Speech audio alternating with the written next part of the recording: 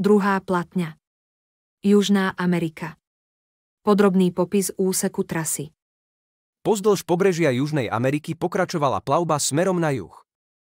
Nedá sa niekde dostať cez Južnú Ameriku, aby sa prešlo z Atlantického oceánu do Tichého na druhej strane. Pri hľadaní priechodu, a teda aj cesty na ostrovy Korenia, sa lode pomaly presúvali vpred. Jedno miesto, Rio de la Plata, skúmali celých 15 dní. A nakoniec sa ukázalo, že je to slepá ulička. Sklamanie bolo veľké a opäť prišla otázka. Hľadáme snáď niečo, čo neexistuje? Otočiť sa alebo pokračovať?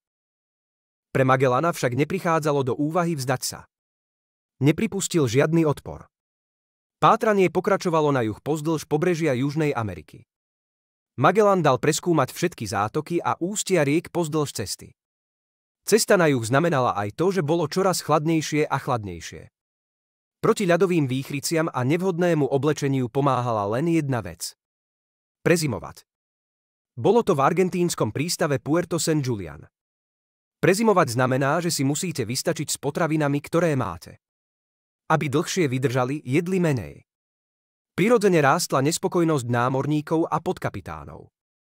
Len jeden podkapitán, Magellanov bratranec na lodi San Antonio, zostal Magellanovi verný. Došlo k vzbure, pri ktorej dve lode, San Antonio a Victoria, padli do rúk vzbúrencov. Magellan však potreboval všetky lode.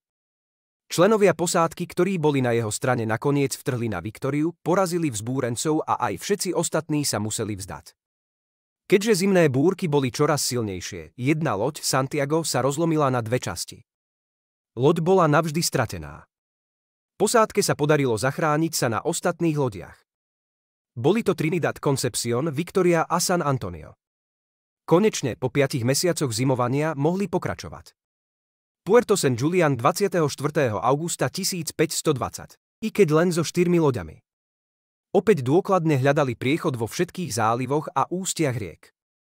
Za búrlivého počasia je to obzvlášť ťažké, lebo búrky sú pri pobreží nebezpečnejšie než na otvorenom mori, pretože lode môžu byť ľahko hodené na skaly alebo môžu nabehnúť na pličinu.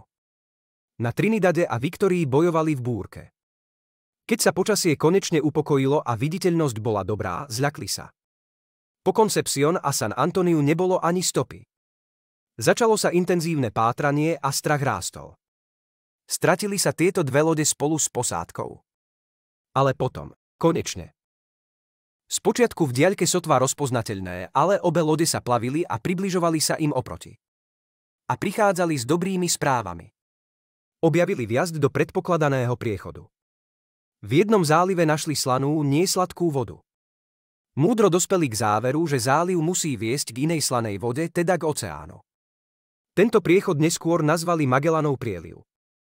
Samozrejme, bol to triumf, najmä pre Magellana. Napriek tomu sa nikomu nechcelo oslavovať.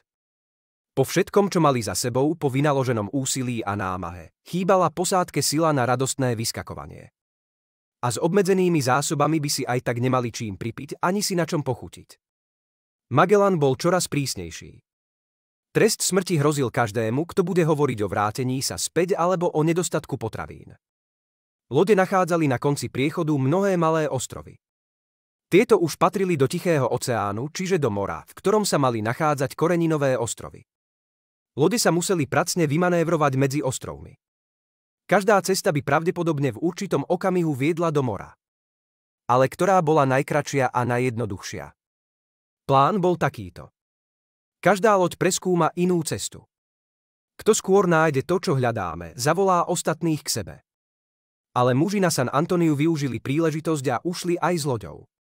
Do Španielska sa vrátili 6. mája 1521.